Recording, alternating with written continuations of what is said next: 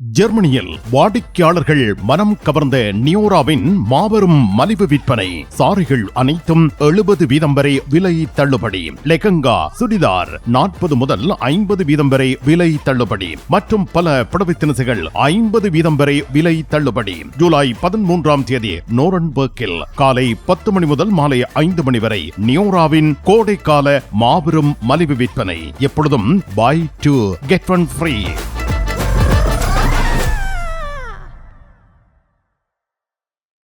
தமிழ் காட்சி ஊடகத்திற்கு நீங்கள் வழங்கி வருகின்ற ஆதரவுக்கு எமது நன்றியை தெரிவித்துக் கொள்கின்றோம். இதுவரையில் சப்ஸ்கிரைப் செய்யாது இருக்கின்ற உறவுகள் தயவு செய்து சப்ஸ்கிரைப் செய்து உங்கள் ஆதரவை தமிழ் காட்சி ஊடகத்திற்கு வழங்கிக் கொள்ளுமாறு மிக்க அன்போடு வேண்டிக் கொள்கின்றோம். மிக்க நன்றி.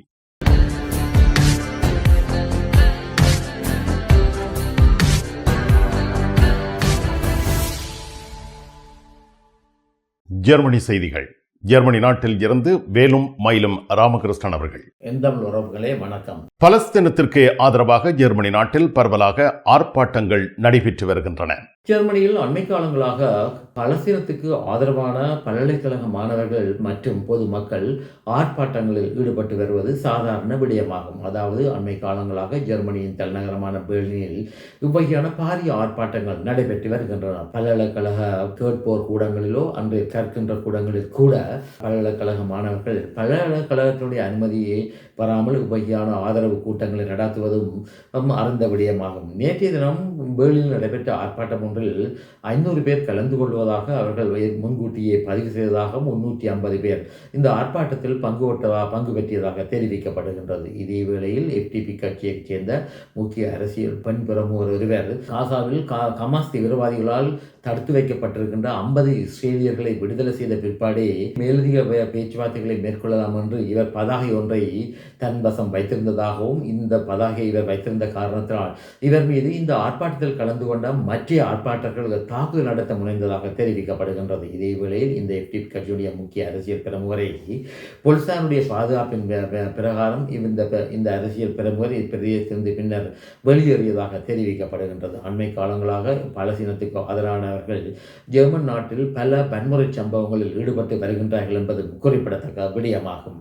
ஜெர்மனியில் 11 வயது மாணவி கல்வியில் சாதனை படைத்திருக்கின்றார். ஜெர்மன் நாட்டில் அண்மையில் நடைபெற்ற கபோதோ இதர பரீட்சை என்று சொல்லப்படுகின்ற அபிட்டுவ பரீட்சையில் 11 வயது மாணவியானவர் தேர்ச்சி பெற்று சாதனை ஒன்றை புரிந்துள்ளதாக ஜெர்மன் பத்திரிகைகள் செய்திகள் தெரிவித்திருக்கின்றன. குறிப்பாக பொன் நகரத்தில் உள்ள கிம்னாசியம் சொல்லப்படுகின்ற பாடசாலையில் கல்வி கற்று வந்த இந்த 11 வயதுடைய லிண்டா ஹைடர் சொல்லப்படுகின்ற இந்த மாணவியை இவ்வாறு குறைந்த வயதில் அபிட்டுவன் சொல்லப்படுகின்ற இந்த கல்வி தராதர பரீட்சையில் தேர்ச்சியுள்ளதாக தெரிய வந்திருக்கின்றது. அதாவது இவர் சாதாரண பாடசாலை மாணவர்களை விட அதிக புத்தி கூர்மை உள்ள காரணத்தினால் இவர் விசேட பாடசாலைகளில் சென்று இவருக்கு கல்விகள் புகட்டப்பட்டதாக தெரிவிக்கப்படுகின்றது. இது இவ்வாறு இருக்க இந்த பாடசாலை மாணவி அதாவது 11 வயதில் கபோதா உயர்தர பரீட்சை தித்தி அடைந்த பிற்பாடு தான் மேலதிக கல்வியாக எந்த கற்கினரையை தெரிவு செய்ய போகின்றேன் என்று இதுவரை தெரிவிக்கவில்லை என்றும் செய்திகளில் தெரிவிக்கப்பட்டுள்ளது.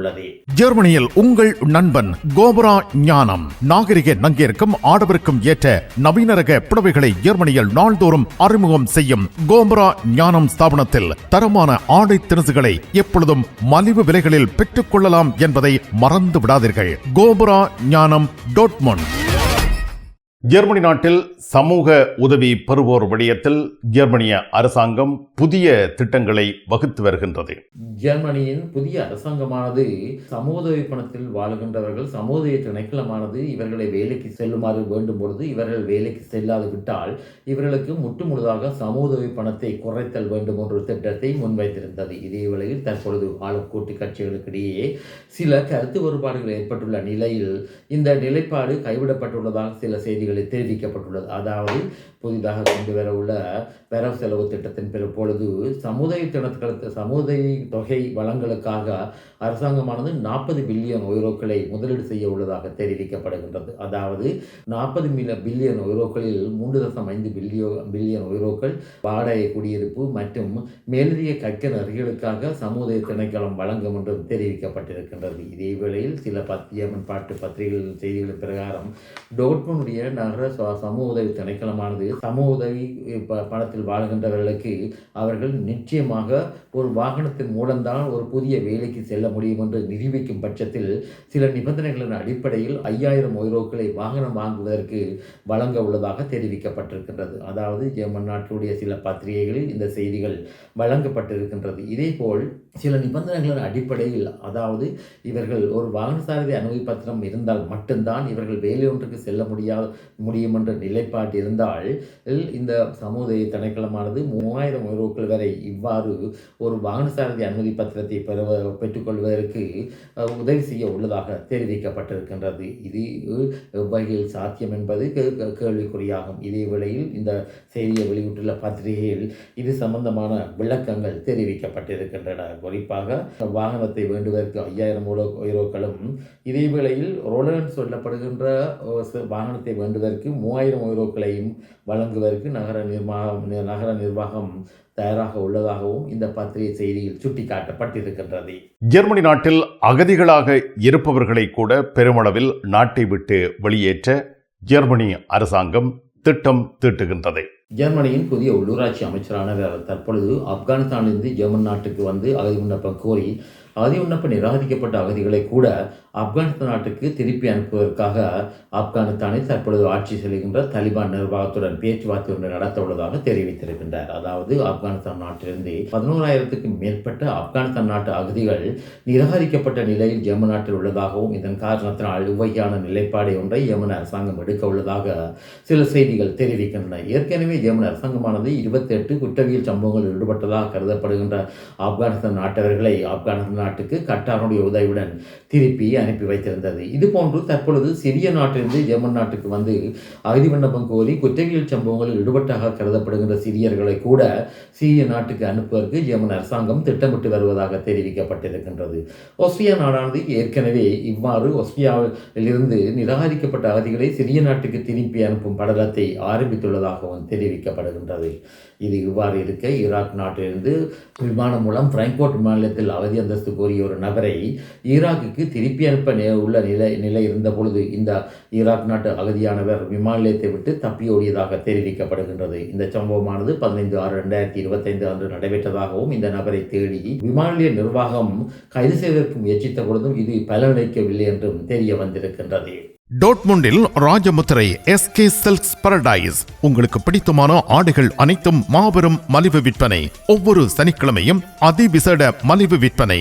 விஜயம் செய்யுங்கள் SK சில்க்ஸ் பாரடைஸ் டோட்முண்ட். இனி உலகச் செய்திகள். அமெரிக்காவின் மிக பெரும் தனவந்தரும் ஸ்பேஸ் எக்ஸ் மற்றும் டெஸ்லா என்று சொல்லப்படுகின்ற நிறுவனங்களின் தலைவருமான எலான் மஸ்க் அவர்கள் அமெரிக்காவில் தான் புதியதொரு கட்சி ஒன்றை ஆரம்பிக்க உள்ளதாக தனது சமூக வலைத்தளமான எக்ஸில் பதிவிட்டிருக்கின்றார். அதாவது இன்றைய தினம் அமெரிக்கா பார்ட்டி என்று சொல்லப்படுகின்ற புதிய கட்சி ஒன்றை ஆரம்பிப்பதன் மூலம் அமெரிக்காவில் உள்ள ஊழல்வாதிகளை அரசு விடயங்களிலிருந்து வெளியேற்ற முடியும் என்றும் அவர் கோரிப்பட்டிருக்கின்றார்.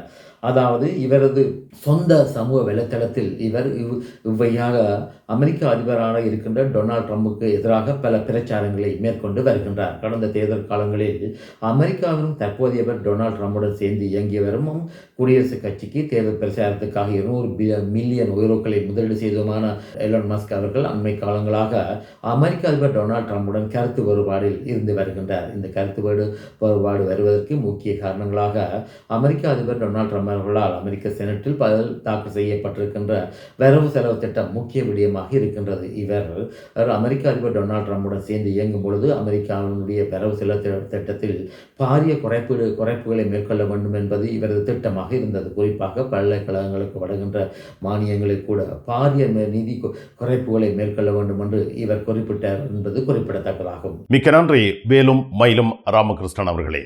மீண்டும் சந்திப்போம். வணக்கம். அதெல்லாம் இருக்கட்டுமாப்பா, வீட்டு டிடி பாக்ஸ் இருக்கோ? என்ன இல்லையோ? எனக்கு விசாக்கு முதல் டிடி பாக்ஸ் இருக்கும். இல்ல சரி, ஓகே பாய். நைட் எடுக்கிறேன் என்ன? சரியா இங்க என்னடா வாங்கி விற்கிறாராம். என்ன இப்போ உலகம் டிடி பாக்ஸ் எல்லாம் இருந்திருக்கு? இல்லை, அவர் என்னன்னு சொன்னா ஃபுட் சிட்டி வச்சுக்கிறாரு தானே. இப்போ கொஞ்சம் பிஸியா இருப்பார். அவர் வீட்டை டிவியும் பாக்குறீங்கள. அப்ப இப்ப நான் போறேன் தானே, இப்ப வாங்கி விற்பேன். மறந்துடாதீங்க, நீங்களும் வீட்டுல டிடி பாக்ஸ் வாங்கி வைங்க. தமிழ் தொலைக்காட்சிகளின் நிகழ்ச்சிகளை தங்கள் இல்லங்களுக்கு எடுத்து வருவதில் முன்னணி வகிப்பது டிடி பாக்ஸ். நீங்கள் விரும்பும் தொலைக்காட்சி நிகழ்ச்சிகளை இலகுவாக பார்த்து மகிழ டிடி பாக்ஸ். விவரங்களுக்கு 0049 1630 00 78 00.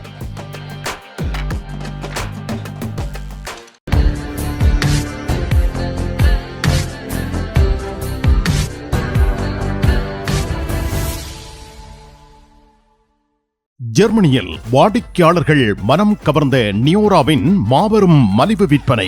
சாரிகள் அனைத்தும் 70% வரை விலை தள்ளுபடி. லெகங்கா, சுடிதார் 40 முதல் 50% வரை விலை தள்ளுபடி மற்றும் பல புடவை தினசுகள் 50% வரை விலை தள்ளுபடி. ஜூலை 13ஆம் தேதி நோரன்பர்க்கில் காலை 10 மணி முதல் மாலை 5 மணி வரை நியூராவின் கோடைக்கால மாபெரும் மலிவு விற்பனை. எப்பொழுதும் buy 2 get 1 free.